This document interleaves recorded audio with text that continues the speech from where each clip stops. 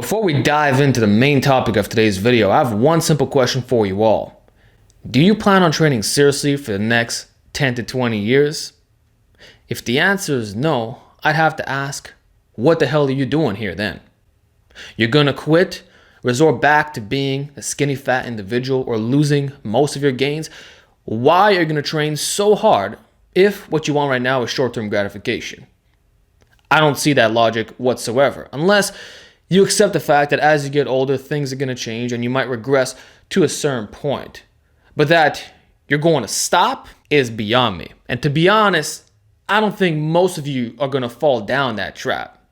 So, with that important fact in mind, this will lead me on to the first important point of today's video. If you're not going to quit, why are you stressing about slow progress? After a certain point, it is inevitable that things are going to slow down. You look at the muscle gaining charts, you get less and less year after year. And you might hit that point where you're adding only, say, 5 pounds to your bench press on a yearly basis. But ask yourself this, how long is that going to take? And are you really there right now? Based off doing polls on this channel, I would say most of you aren't. Over 50% of my audience are intermediate lifters, the rest being novices, and a small percentage being somewhat similar to me strength-wise. So we know that most people who watch this video right now have a lot more inside of them. So they're not even going to experience the super slow down of gains. But even if you were at that point, so what? Because at that point, there are two options available. Accept that things are hard and chill out with this current physique, or shoot for that next level of excellence. And for those who do want to go down that path, that's why I'm making this video. I want to provide some hope, giving you some logic, providing actual examples that further prove how your idea of what a natural limit is completely wrong. So, it's important to recognize that little progress is significantly better than no progress. If it is true that your measurements can increase very slightly on a yearly basis, then what we have to do is view this from a long-term perspective. Take the arms, for example. Let's say you're gaining 1/4 of an inch total circumference per year, which I believe is fairly realistic. And you currently have 16-inch arms. Perhaps this is one of your lagging body parts, or you're closing into what your potential would be. But you're still gaining 1/4 of an inch per year. What does that equate to after 4 years? A full inch. That's pretty amazing. You know, a lot of other guys would do, they would quit right then and there. They would not be able to grind it out for 4 years to gain an inch. But think about it. If you're 20 years old and now you train until 24 and you go from 16 to 17-inch arms, isn't that better than running a maintenance phase? Heck, what if what I'm saying right now is too much? Let's assume the worst case scenario, half of 1/4 of an inch per year. Well, it's going to take you double the time. So 8 years to gain an inch. Again, I have to ask, so what? Does that really matter in the grand scheme of things? Again, if you're 20 years old, by the time you're 28, or let's say you're close to 30, let's say it takes you 10 years to add 1 inch. Why is that a problem? Because as I established in the beginning of this video, you guys will be training for decades anyway, right? So what's 1 decade compared to 3 decades? You tell me. Either you believe in what you're saying, either you answered my question truthfully, or you didn't. If you're going to train seriously from 20 years old to say 45 as a natural, and then maybe resort to TRT if you so need to, or just keep milking the gains and regress a certain point beyond that point. If you're actually going to follow through with that path, you mean it now. Why would you be dissatisfied with that level of progression? You shouldn't be unless you keep comparing yourself to other men.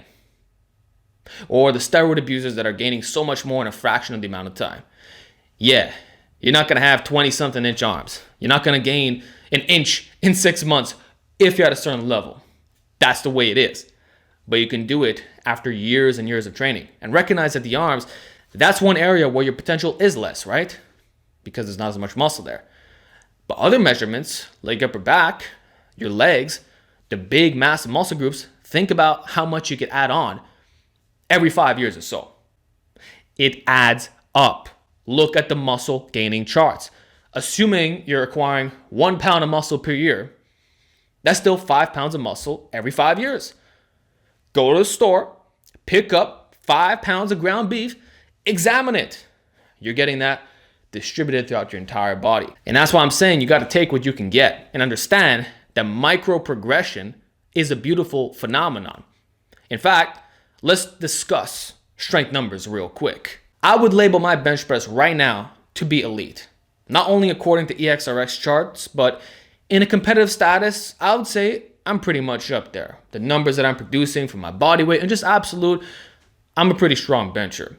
But guess what? Even at this level right here, I am not at the stage where I'm only adding 5 pounds a year to my bench press. It's more like 15 pounds a year when I push the limits of my recovery and I do things correctly without any laziness whatsoever. So if me, a guy who makes YouTube videos for a living, I train people, I show them what the path is. If I'm still able to add 15 pounds a year to my bench and I'm top 1% easy, what does that mean for the rest of you? You can probably add 30 pounds a year to your bench, or 40, 50. I don't know what it is. Assuming you don't have my level of genetics, quote unquote, let's say 30 pounds a year to your bench. I think that's fairly reasonable.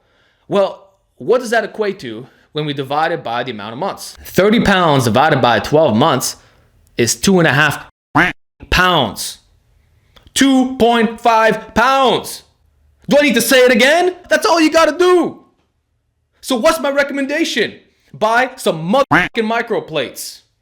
Take every PR that you can get, man. This is the worst case scenario. Me, bro. You see me max out every week. I'm rotating variations. I'm getting around a 5 pound PR when I change a movement. Obviously, it's not the competition bench. But bro, that's all it takes. 2.5 to 5 pounds a month added to your bench. And over time, you become so strong. But you see, guys do not want to accept that. It's too slow, right? They want 10 pounds every month, 15, 20. They want to run these super aggressive programs that have them acquiring overuse injuries right off the bat. Minimalism. It's always trying to enter the fast lane of gains, which in my view is usually a trap, at least a psychological and physical burnout. The slow route equates to less plateaus because you're progressing at such a minuscule rate that what you're experiencing, you might as well call it a plateau. Just think about it. If you're always lifting similar numbers, you would assume that you're somehow maintaining your gains. But if you're in a calorie surplus, you're addressing the right weaknesses, and your program has been intelligently designed, what makes you think this is actually a plateau? Could it be that maybe, just maybe, you're impatient? That if you would have just ride it out long enough instead of forcing the progression, that one day you would have just walked in the gym and taken your bench from 225 to 230? Or if you were stuck at 10.99, you just walk in randomly 10. Whoa, what the f happened? I'll tell you what happened. You did things right and you reaped what you sowed. And your muscles got bigger, because the thing is too, after a certain level, your strength is going to be highly limited by your hypertrophy. That's why all this technique work that many individuals promote, it is effective, don't get me wrong. But I don't believe it's the major factor that's going to affect most of your progression, especially if you're running a relatively consistent routine, workout after workout, because your muscular potential is pretty much your strength potential, all things being equal. So if we know that it takes time to build muscle in the first place, then we also have to accept the fact that it takes time to build strength. Yeah, we can optimize that process, more specific strength training type workouts, but at the end of the day, you can't rush the muscle gaining process, especially when you've been training for years and years. So it's inevitable that things are going to be slow, but that's not a plateau. It's just the way it's supposed to be. That's why exercise rotation is so valuable, in the sense that you detach yourself from these traditional numbers. You're focusing on that what you're bad at. You're using the correct percentages. You're straining hard enough, going to failure, getting progressively stronger over time, but there's no rush. And then one day you're just able to display your performance. So micro progression, it's all about a little bit going a long way. Heck, just adding in 1 rep every few workouts makes all the difference. The goal should be to take your 10 rep max and transform it into your 20 rep max. That's 1 rep at a time. But if you had 1 rep a month, for example, well, 10 months later, your 10 rep max should be your 20 rep max, theoretically speaking. Of course, these are just examples here, right? And I know someone else is really big on this, is Steve Shaw. with his rep goal system, and he's made many videos talking about the benefits of adding just one rep every few months. A lot of guys are trying to overcomplicate things. All it takes is a little bit of math. I'm not going to run through all the rep ranges and showcase all different exercises and provide some formulas on the screen. Use your brain for a second. Think about what one rep can do, or what a 5-pound PR can offer in the long term after many months, and of course, after many years. That's when all the headaches, confusion, debates, all that goes away, because you already know that's going to be slow and painful. That's why these realistic standards, which is slow by design, is not a bad thing. It's only bad if you look at it from the short-term perspective. But realism, when viewed from the lens of acquiring minuscule amounts of muscle size and PRs, when we take that and apply it to the yearly training cycles, that's when it's no longer a problem.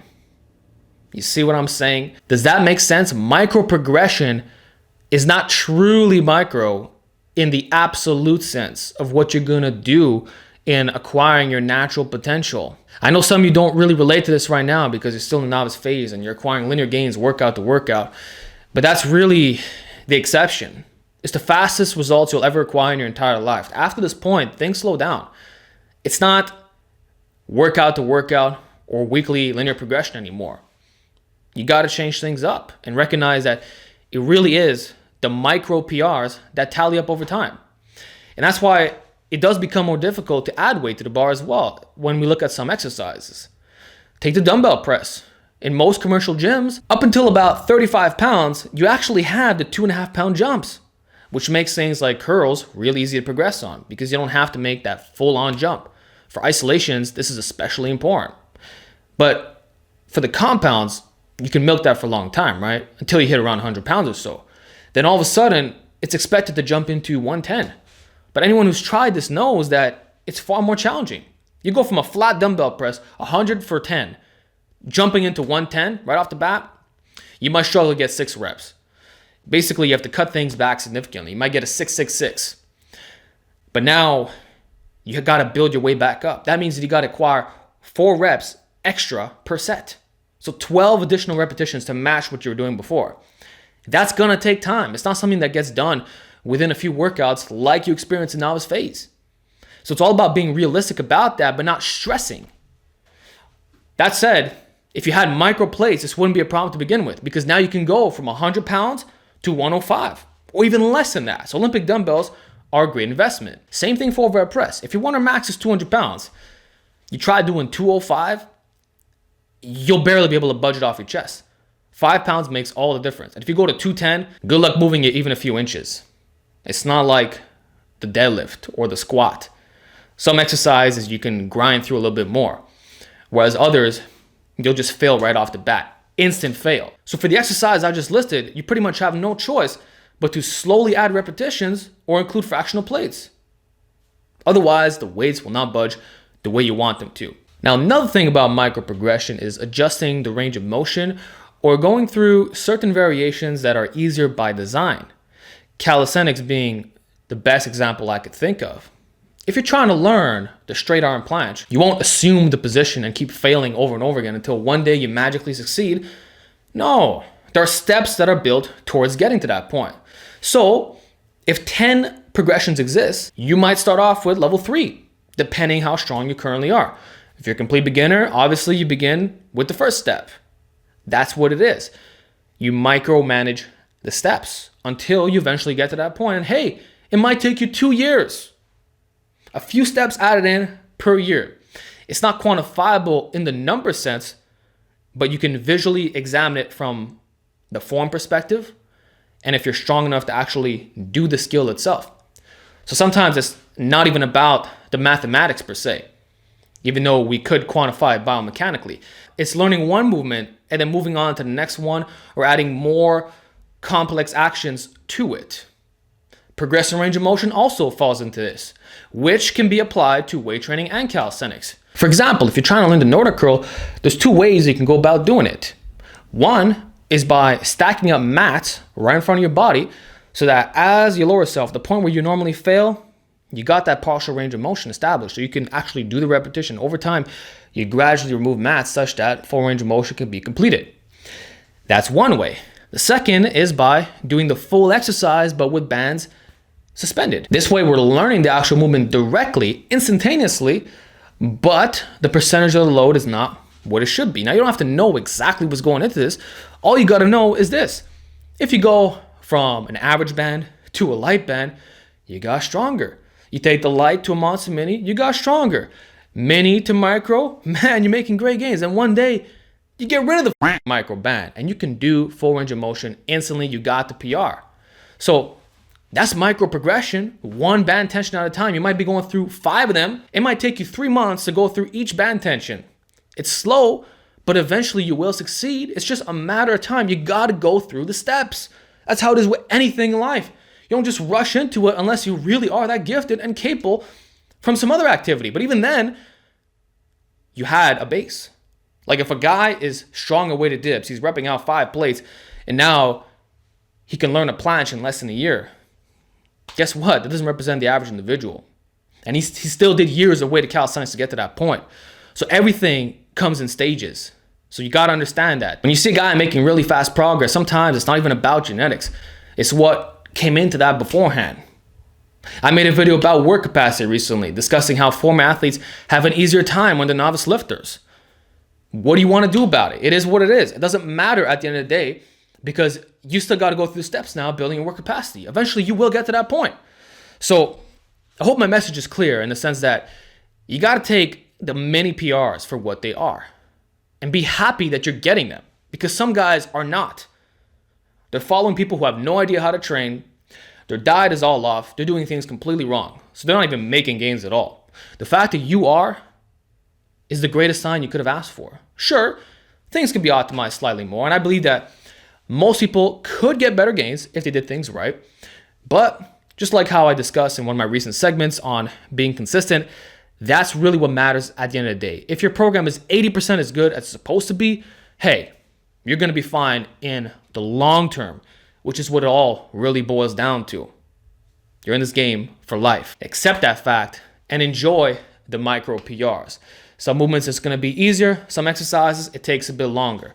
But either way, it's all the same thing.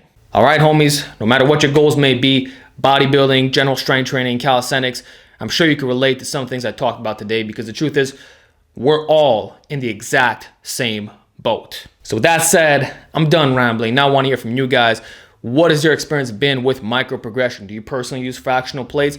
Do you have methods of which you're only adding in a few repetitions once in a blue moon? What is your strategy? What have you observed progression like year after year?